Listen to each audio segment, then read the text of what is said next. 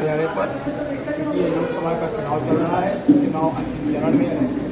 इस वजह से आप जैसे विद्वानों का और लेखन चिंतन से जुड़े होने के साथ और सामाजिक लोकतंत्र का चौथा स्तंभ होने के कारण बहुत ही आवश्यक है। मेरा नाम जगदीश प्रसाद जगत साक्षी, खिलाड़ी, कवि, लेखक, अधिवक्ता, पत्रकार, बहुजन समाज पार्टी का मैं एक कार्यकर्ता हूँ। इसके अलावा क्या परिचय भी बन सकता हूँ। मनीष जी के बारे में जैसा आप देख रहे हैं उसके बारे में जो आप करेंगे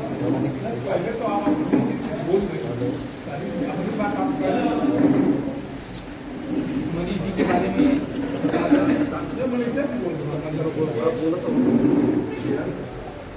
मनीष त्रिपाठी बहुजन समाज पार्टी में 2005 से कार्यकर्ता के रूप में नहीं बल्कि जिम्मेदार पूरे जिम्मेदारी के साथ पार्टी के काम में लगे हैं। इसीलिए बहुजन समाज पार्टी की राष्ट्रीय अध्यक्ष आदरणीय वसंत कुमारी मायावती जी ने मिर्जापुर लोकसभा का प्रत्याशी बनाया है और इनकी मानवीय सेवा, सामाजिक सेवा, राजनीतिक सेवा तमाम ऐसा रहा है जिसके कारण इनके उम्मीदवार बनने पर कोई भी व्यक्ति आगे बढ़ करके नहीं आया कि नहीं इनके जगह मुझे प्रत्याशी बनाया जाए। यह सबसे बड़ी लोकप्रियता है। और मनीष जी की लोकप्रियता एक और है, ये जहाँ भी जैसे भी गरीबों का मदद करना, सामाजिक समस्याओं को समाधान करने के लिए आगे बढ़ करके आगे रहे हैं और बिना पद, बिना लोग, निष्पाप। और इसी का परिणाम है यह बहन जी के इन्हें उम्मीदवार बनाने के साथ और आप सबकी अनुकंपा और प्रकृति की अनुकंपा विशेष रूप से प्राप्त हुई कि ये 2024 में माननीय लोकसभा सांसद बने। भाजपा नारा लगा रही है 400 पार का और इंडिया गठबंधन भी अपनी जीत का दावा कर रही है। इसमें बसपा कितनी सीटें लेकर के आएगी इस बार लोकसभा? बसपा जितनी सीटें लेकर आनी चाहिए कि उसका केंद्र में इस बार सत्ता में वो भागीदारी हो और भागीदारी में प्रधानमंत्री के रूप में बसंत कुमारी मायावती जी देखी जाएगी।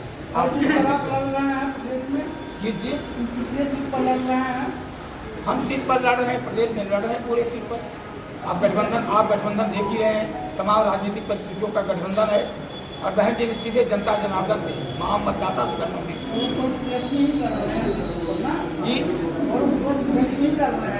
हाँ पूरे देश में बहुजन समाज पार्टी से अधिक संपत्ति का मामला है। देश उसको पूरे देश में कितनी सीटों से लड़ रहे हैं? जवाब सवाल होने दीजिए। पूरे देश में कितने सीटों से लड़ रहे हैं? पूरे देश में लड़ रहे हैं कितने सीटों पर इसका आंकड़ा तो मुझे इसका नहीं मालूम है। उत्तर प्रदेश का रहने वाला हूँ। उत्तर प्रदेश भारत का सबसे बड़ा राज्य है। अगर यहाँ हमारी बहुजन समाज पार्टी की सफलता मिलती है तो यही के सफलता के चलते पूरे देश में विकसित करने का मौका है। मनीष जी प्रदेश में कितनी सीटों पर लड़ रहे हैं आप? 80 सीटों पर जी, 80 सीटों पर। मिर्जापुर के ऐसे कौन से मुद्दे हैं आप जीत कर आते हैं तो उनको पूरा करेंगे? मिर्जापुर में मुद्दा तो सबसे बड़ा पेयजल का जो दक्षिणांचल में है और तमाम जगह वो हमारे मध्यान्ह विधानसभा में पेयजल की समस्या है, शानवी विधानसभा में पेयजल की समस्या है, चुनार विधानसभा में पेयजल की समस्या देखने को मिली है। ये पेयजल की समस्या के लिए पहला समाधान होगा क्योंकि जल ही जीवन है। अगर जल नहीं रहेगा तो किसी के जीवन में सुख नहीं। बेरोजगारी के बारे में आपका बेरोजगारी में पूरा आलम बेरोजगारों से भरा है।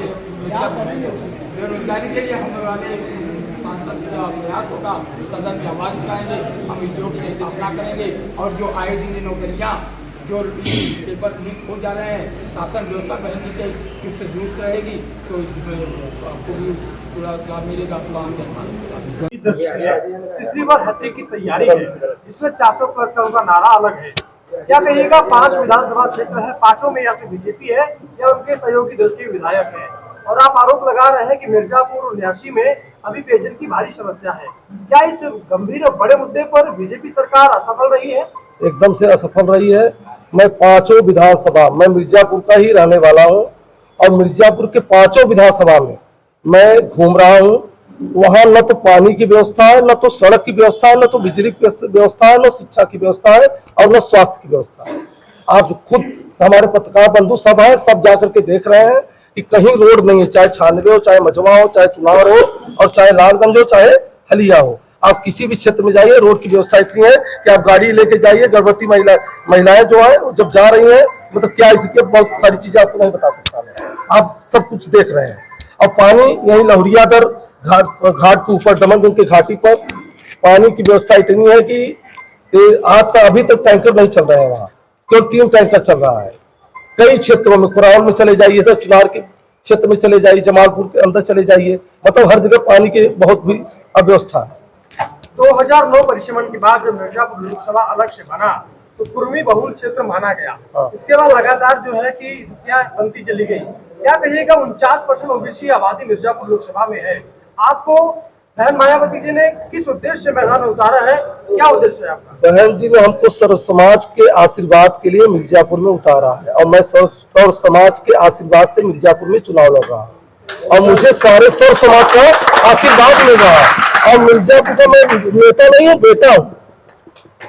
और यह क्षेत्र की समस्या जो है वो कई वर्षों से चली आ कई वर्षों से नहीं, हाँ कई वर्षों से चली आ रही है। आपकी 15 साल बहन जी की सरकार रही है, मिर्जापुर के सांसद भी बसपा के रहे हैं, तो ये समस्या का हल उस समय क्यों नहीं हो? ये समस्या का हल का समाधान किया, इस समस्या का हल, एक मिनट, इस समस्या का हल उस समय, इस समस्या का हल जब बहन जी की सरकार थी तो हमारी सरकार ने पेयजल की व्यवस्थाओं के लिए हर जगह छोटे छोटे बड़े बड़े बोरिंग करवाए, उसके लिए ट्राई किया गया, और जैसे ही काम शुरू हुआ उसके पहले हमारी सरकार चली गई।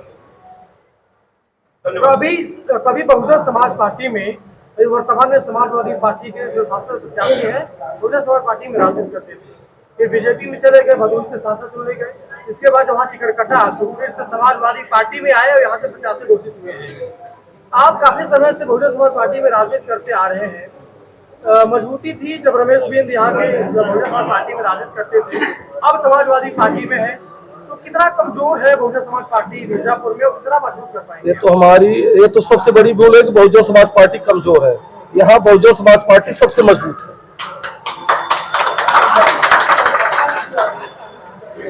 पिछले लोकसभा के चुनाव में सपा बसपा एक साथ चुनाव लड़ी, अब 2,35,000 वोटर से आप लोग चुनाव हार गए। गठबंधन का कह सकते हैं उत्तर प्रदेश का सबसे बड़ा गठबंधन हुआ करता था, क्या कहिएगा इस बार अकेले हैं आप, कितना हौसला बुलंद है? गठबंधन जब था तो तब की तब बात छोड़िए, आज के डेट में तब गठबंधन में बहुजन समाज पार्टी यहाँ चुनाव लड़ी थी, सपा चुनाव लड़ी थी। आज बहुजन समाज पार्टी चुनाव लड़ रही है। आप 5 साल के रिकॉर्ड उठा के देखिए, जब या तो हम हमारे सांसद बने या तो हम सेकंड फाइटर रहे। सपा यहाँ कभी, जब भी सपा जीती है, बीजेपी जीती है, तो हम सेकंड फाइटर है, तो चुनाव जीत के आए हैं। मझवा क्षेत्र में जब हम गए तो वहाँ के लोगों ने कहा कि अगर पीपा पुल बन जाता तो लोगों को काफी दूरी कम हो जाती, वो जिला अस्पताल तक पहुंच सकते थे इलाज करवाने के लिए। इससे पहले आपकी भी सरकार रही है, आपको नहीं लगता कि आपकी भी सरकार इस मसले पर विफल रही है लोगों की समस्याओं को हल करने में? नहीं, हमारी सरकार उस पर काम कर रही थी और एक बहुत बड़ा मुद्दा था, लेकिन वही धीरे धीरे काम प्रक्रिया शुरू था, उसके पहले ही हम लोग। एक वीडियो वायरल हो रहा है जिसमें कि धमकी दी जा रही है, आप क्या संज्ञान में है? एकदम संज्ञान में है। हमारे लोगों के, हमारे सर्व समाज के लोगों को यहाँ धमकी दी जा रही है कि आप हमारे साथ आइए, नहीं तो हम तरह तरह की बात, तो आप मीडिया में जान रहे हैं कि क्या क्या हो सकता है। भाई वहाँ मैं एक कार्यकर्ता बहुजन समाज पार्टी का और आप सबका और पूरे मिर्जापुर की जनता का एक बेटा, मैं तो एक कार्यकर्ता छोटा सा, न तो मैं बहुत बड़ा पूंजीपति हूँ और मैं सिर्फ छोटा, मैं आप लोगों के सहयोग से चुनाव लड़ रहा हूँ। यहाँ दोनों प्रत्याशी बड़े बड़े पूंजीपति हैं और तमाम पैसे का प्रलोभन देकर के जो पैसे से नहीं आ रहा उनको जबरदस्ती कर रहे हैं, धमकी दे रहे हैं। लेकिन मिर्जापुर की जनता देख रही है तो किसी प्रलोभन में आने वाली नहीं है। मनीष जी, जब जब चुनाव आता है तो बाहरी प्रत्याशी भीतरी प्रत्याशी की बात सामने आती है। आप क्षेत्रीय प्रत्याशी हैं और अनुप्रिया पटेल बाहरी और क्षेत्रीय प्रत्याशी के रूप में रमेश बिंद जी हैं, दो क्षेत्रीय प्रत्याशी सामने हैं, इसे कैसे देखते हैं? बड़ा रोचक भाई, अनुप्रिया जी बाहर से आई हैं, ठीक, यहाँ 10 साल से सांसद हैं, लोगों ने देखा उनका क्या, उनकी क्या स्थिति है, क्या आज अगर 10 साल से सांसद में कुछ काम करिए दर दर भटकना नहीं पड़ता। आय से अधिक संपत्ति का मामला अगर आता है तो क्या आप पार्टी में रहेंगे या पार्टी मोदी जी के साथ जाएंगे? मतलब मायावती जो है, सुप्रीम कोर्ट ने आय से अधिक संपत्ति में बहन जी को क्लीन चिट दे दिया है। नहीं, अगर आप नहीं, अगर अब अगर की बात ही नहीं है,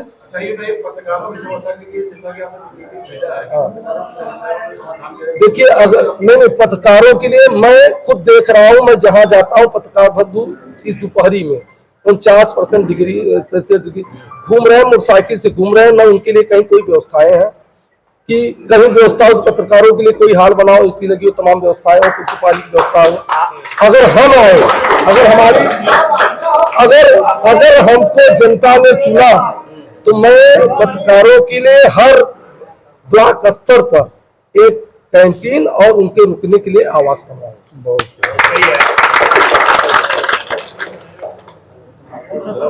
और हमारी अपील हमारे मिर्जापुर वासियों से यह है कि मैं चुनाव जीत रहा हूं, किसी के भ्रामक फैलावे में मत आए आप।